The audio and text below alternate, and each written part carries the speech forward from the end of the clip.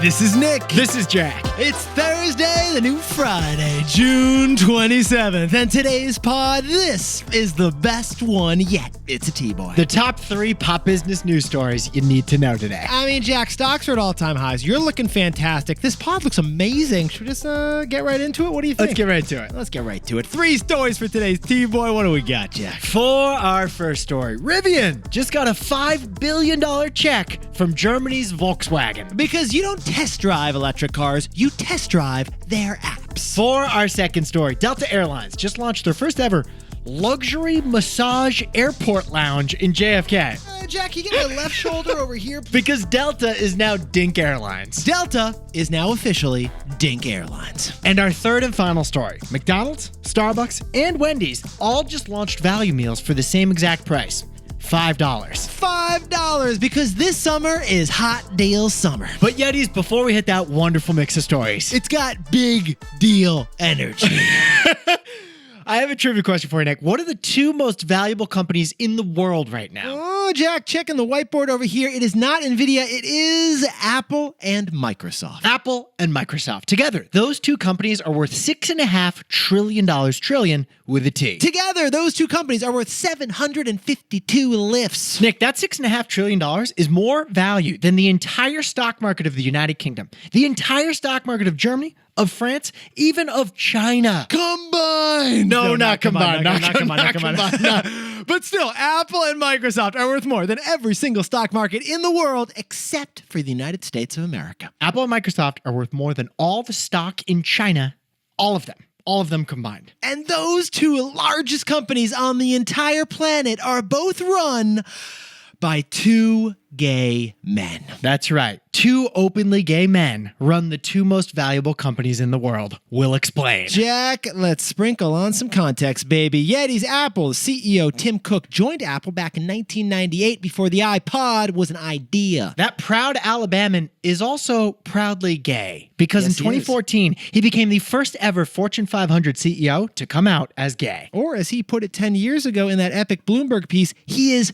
proud to be gay. Okay, that's Apple. How about Microsoft? Who are they run by, Nick? Well, Jack, technically the CEO of Microsoft is Satya Nadella. True, but the biggest name at Microsoft these days is really Sam Altman, who's the biggest brain in artificial intelligence. Because Microsoft owns half of Sam Altman's OpenAI. That's why many call OpenAI Microsoft AI. And Sam Altman has been openly gay since he came out in high school when he was 17 in the mighty Midwest. In fact, he came out after some classmates objected to a speaker speaking at National Coming Out Day at their high school. So Sam Altman came out for National Coming Out Day. Now, Yetis, it was 46 years ago this week that the rainbow pride flag was first waved. 46 years since the Pride movement began. And wow, talk about progress over that time. That is a lot of progress, Jack. 46 years later, the 2 most valuable companies on Earth are run by 2 openly gay men. And that is something to take pride in. Yetis, enjoy Pride parades this weekend on Sunday. In the meantime, Jack and I are going to hit our 3 fantastic stories.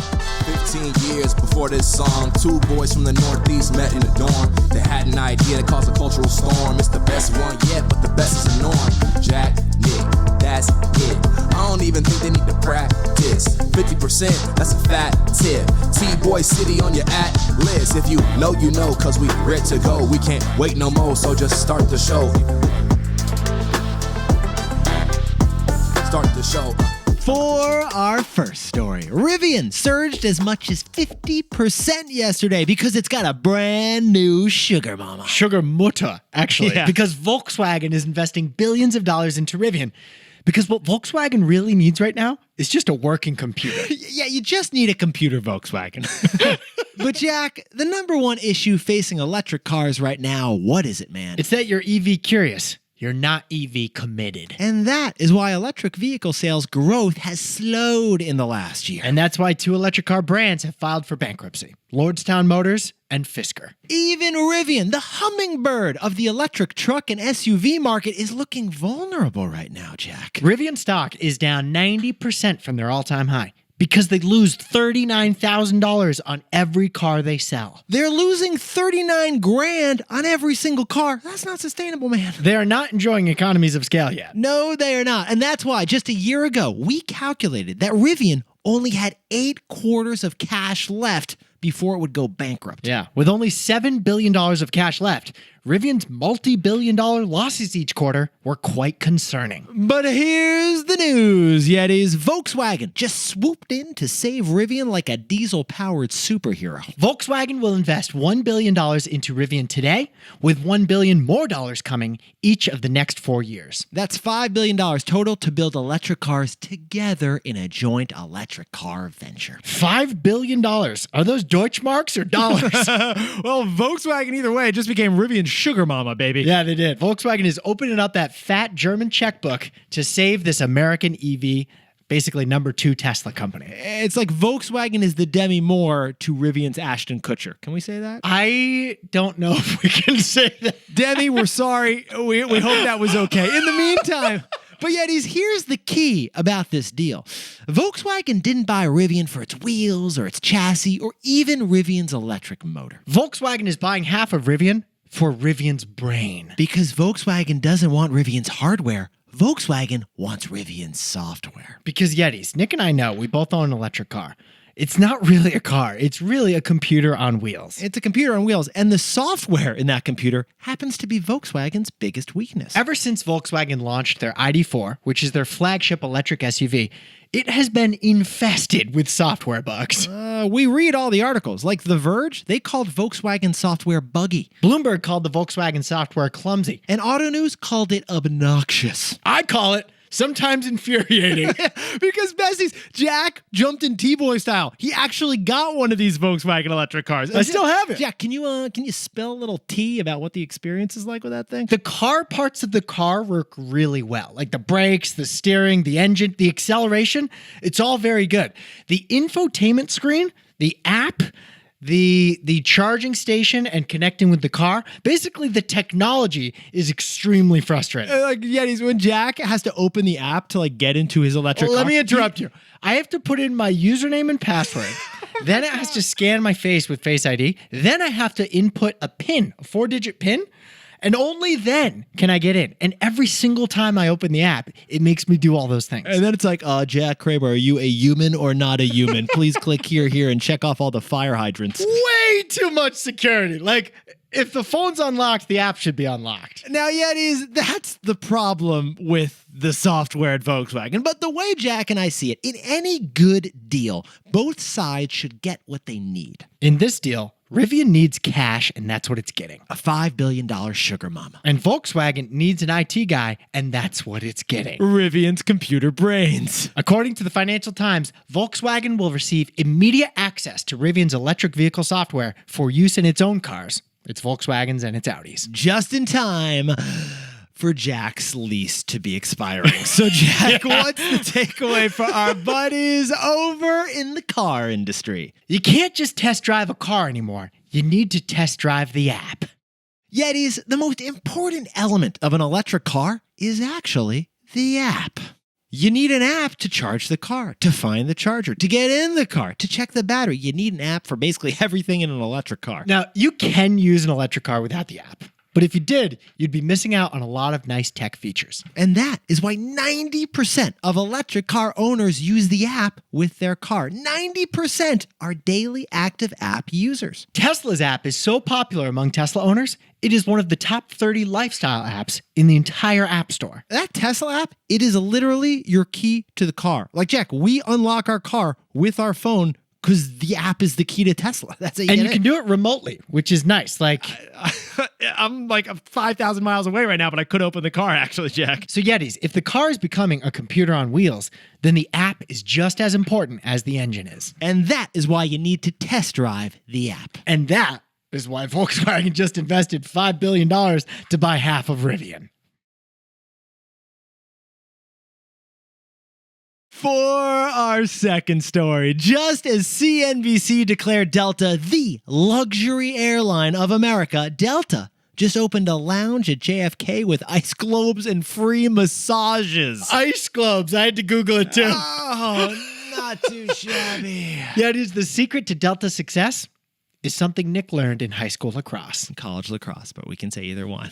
Yeah, it is the most exclusive club in the world. It isn't Acme, it isn't Studio 54, and it's not that 5-story club in Prague you went to abroad. It's the new Delta One Club at JFK International Airport. Yes, it is, and it just opened yesterday, and it makes your local airport lounge look like a Waffle House. Yeah, it is. The Delta One Club at JFK Airport is 39,000 square feet, which is the same size as a Whole Foods. There's one key difference. Instead of sodas, they're doing spa treatments. Yeah, they're doing sodas too. They also have a spa. And in fact, you can actually get the Recovery Remedy Massage, which is a 10-minute shoulder, scalp, and temple massage for free at the new Delta Club. And you'll do the whole thing wearing a robe that Delta gave you, and then you can take a shower afterwards and treat your eyes, which are jet lagged, with eye serum. That's also complimentary. Apparently, the eternal fountain of youth is in Terminal 4, and Delta owns it, Jack. And yeah, they have ice globes. And no, we're not going to tell you what ice globes are. Oh, and then you can laugh at the United Plus members as you dine for free at a Michelin-worthy restaurant with foie gras in your mouth. Now, there's only two ways to get into this Delta One lounge at JFK. Either if you're flying first class or you're in Delta's secret group. Apparently, Delta has a secret invite-only status called 360 that I'm shocked Nick hasn't been invited to, quite frankly. Honestly, I'm kind of feeling insulted right now, Jack, because Delta apparently taps you like it's the Skull and Bones Club in order to get into this thing. Because Delta has gone full Soho House. They think they're the Gwyneth Paltrow of flying, and they want you to feel so special when you're in that lounge that you'll never buy a ticket from anyone else ever again. Delta has gone full goop at 30,000 feet, Jack. But this new Delta lounge at JFK, it symbolizes something bigger. This is what Jack and I found fascinating. This club symbolizes that Delta is America's first luxury airline. America's first luxury airline. And how did Jack and I know? Well, we see it in the financials. Delta earned $5 billion of profits over the last 12 months, which is twice as much as number 2 United Airlines. And we see it in the operations. Delta has the highest on-time percentage at 83% of their flights. And we see it in the partnerships. Delta's got the Platinum Amex credit card, which brought in $7 billion for Delta last year. Add it all up, and the result is that Delta stock is literally a class above the competition. Jack, take it away, my friend. Delta's market cap, which is the total value of all the Delta stock out there, is twice as much as United Airlines, 4 times as much as American Airlines, and 20 times as big as JetBlue. Sit down, stand up, and just roam around the Delta cabin, Jack. Here's the wildest part. Delta is not just America's first luxury airline. It's also low-key a DINK airline. Yeah, Jack and I, we think Delta's really the new DINK airline is what we think. While most airlines are packed with boomers flying to Del Boca Vista, Delta's passengers are becoming younger. Get this. Over 5 years, the average loyalty member at Delta, their age has fallen from 44 to 39. No, we should point out, Yaddies, it's tough to call any U.S. airline luxurious, okay? We hear you. Finding overhead space is still like Lord of the Flies, Jack. Get out of the way! That's mine! But within the U.S. airline industry, Delta is where you'll feel the most like a lord and the least like a fly. Especially if you're dinking it up. So, Jack, what's the takeaway for our buddies over at Delta? How did Delta become the first American luxury airline? Ground balls win games. Ground balls win games. Yetis, that is an old saying in the sport of lacrosse that ground balls win games. The idea is that you can't win a championship without doing the small things, like successfully picking up the ball with your stick when it's rolling towards you. Our lacrosse coach used to yell it at us all the time. Well, that mantra, that's what transformed Delta over the last 10 years. A focus on fundamentals. Delta has focused on the basics, like arriving on time with the airplane, not losing passengers' bags, and minimizing the number of canceled flights. By fixing the fundamental needs first, Delta built customer trust. Since they were number 1 in arrival time and not losing bags and not canceling flights, Delta's been able to cash in with higher prices, which passengers are happy to pay. And that is how Delta has the money to invest in fancy amenities by nailing the fundamentals first. If Delta were late or your flight got canceled and lost your bag, it wouldn't matter how nice the lounge is, you'd be angry at Delta. Delta, they focused on the fundamentals first to surge ahead because ground balls win games. Nick learned that in middle school lacrosse. Like Jack said, college lacrosse. Division I college lacrosse. For our third and final story, It is hot deal summer. McDonald's just launched their $5 value meal. But so did all of McDonald's rivals, because there's something psychologically special about $5 right now. Besties, last month, Jack and I told you about the value mealification of America. Every brand was launching some kind of value deal, Nick and I noticed. The first Target dropped the price of 5,000 products in their Target stores. Essentially, aisle 6 became their value part of the menu. And McDonald's was prepping for an actual value meal that they just made official this week. Starting this week, for the next month, you can get a McDouble burger, a 4-piece chicken McNugget, plus fries and soda for just $5. It's not a dollar menu, but even Grimace is smiling at that kind of a deal. Because it's a temporary reversal of price increases, which are up in the fast food category by 31% since the pandemic began. Now, Yetis, it's not just McDonald's and Target dropping prices and making them feel like value meals, is it, Jack? Every fast food and retail brand is trying to offer some kind of a value deal this summer. Boom! And that is why Jack and I have been calling it Hot Deal Summer, baby. If we put Hot Deal Summer on a t-shirt, Yetis, Yes. would you be interested? Oh, Jack, what if we put on the back Big Deal Energy? I'd wear it backwards in that case. How about Hot Nug Summer? Yetis, here's the fascinating part about this story. The real trend isn't the discount, it's the price. $5. $5. Because get this, just last week, Burger King launched a $5 Your Way meal, just like McDonald's. Last month, Starbucks launched a $5 pairing menu, so you could get a coffee and a croissant for $5. All right, then this is strange. Even Popeyes just launched a $5 meal for a $5 bucket of boneless wings and drinks. What is going on here, Jack? The $5 bill is the song of the summer. Yes, it is. It's more popular than Sabrina Carpenter right now. Hot Deal Summer, Yetis, is being defined by the $5 bill. Abe Lincoln is the new George Washington. And this all reflects an intense consumer desire for value. You're fed up with high prices, so brands across the economy are dropping prices in this economy? They're actually dropping prices in this economy. But this is what got Jack and I curious. They're all dropping prices to a very particular number. Cinco. Funf. Cinq? Is that how they say it in French? You're going to Paris this summer, aren't you, Jack? So Jack, what's the takeaway for our buddies who are everyone in the hot deal summer economy? Behind every number is a brain. Now, Yetis, Jack and I have said that price is a signal, but price is also a psychology. There's a strategy behind every price that's chosen, especially when that price is $5. First, research shows that consumers prefer odd number prices to even number prices. Because us consumers believe for some reason that if it's an odd number, that it's been lowered from a higher even number, like $10. And also, one Harvard Business School professor points out that consumers particularly like the number 5 in a price. Because we like to buy in nice round increments that are easy with math. So $5, it's a nice round easy number. Oh, and then finally, when it comes to number 5, there is no easier strategy in business than for competitors to just copy and match exactly what you do. So when McDonald's announced last month that a $5 value meal was coming, Wendy's copied and pasted the idea. They zucked it. So Yetis, that is why Hot Deal Summer is obsessed with the number 5. And Big Deal Energy. But I'm not into this nug energy you mentioned earlier. Oh, I know you like the hot nug energy. No. I know Delete the nug from my t-shirt and I'll buy it. I think you like it. Jack, can you whip up the takeaways for us for the new Friday? With its $5 billion investment, Volkswagen and Rivian are sitting in a tree. CHARGING.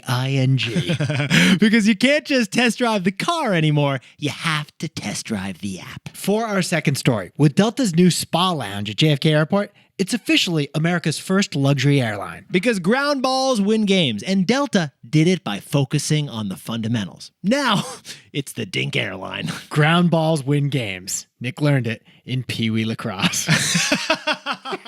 And finally, McDonald's, Starbucks, Wendy's, Burger King, and Target all have some kind of a value deal with the number $5. Because it's hot deal summer, and $5 is officially the song of the summer.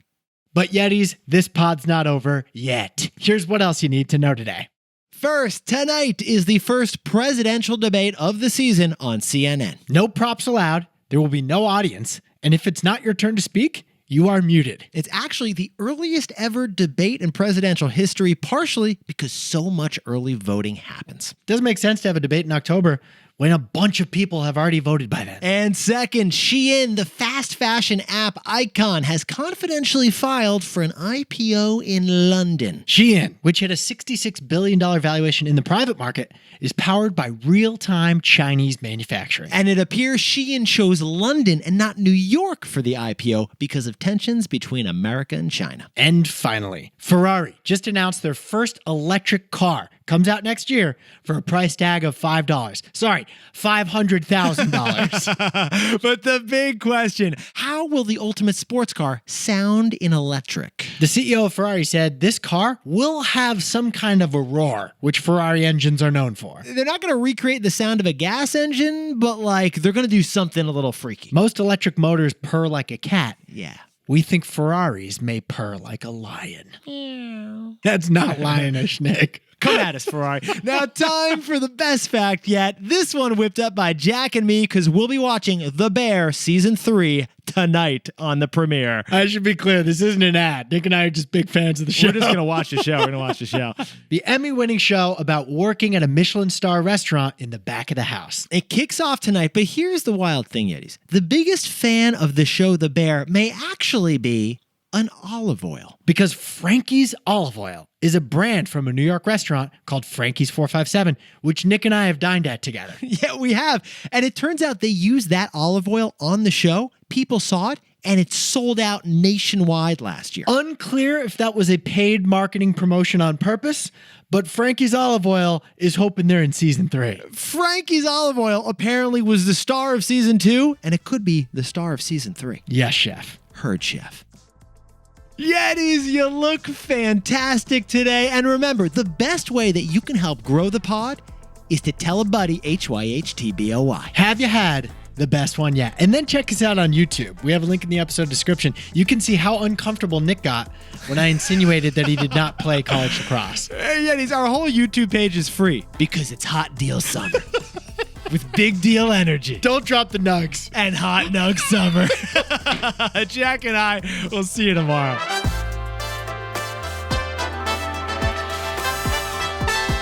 And before we go, a happy birthday to our buddy Nick Marino from the Upper West Side, but now in the Outer Sunset by way of Nashville and also London. He is the chillest Nick M that I know. Nick M.A.R. And second, a happy birthday to Yeti Jennifer Wang in the Pearl River of New York. Happy 30th birthday to Claire Swindles, who's having a barbecue in Wolverhampton, the United Kingdom. Because those Brits, they know how to cue. And just a huge shout out to the dad, Julian Verdier, who's a second-time dad with his daughter Ava in Lisbon, Portugal. Congratulations and to the bomb. World's greatest dad. And to anyone else who's celebrating something today, make it a T-Boy. Happy Hot Nug Summer. This is Jack. Nick and I both own stock of Apple, and Nick owns stock of Delta. Before the show, I was like, Jack is not going to like Hot Nug Energy. You kind of squirmed. Your eye kind of shook a little bit. I don't like this Hot Nug Energy. I knew you wouldn't like it. It's like a robot whose circuits got ripped out. What is Hot Nug Summer?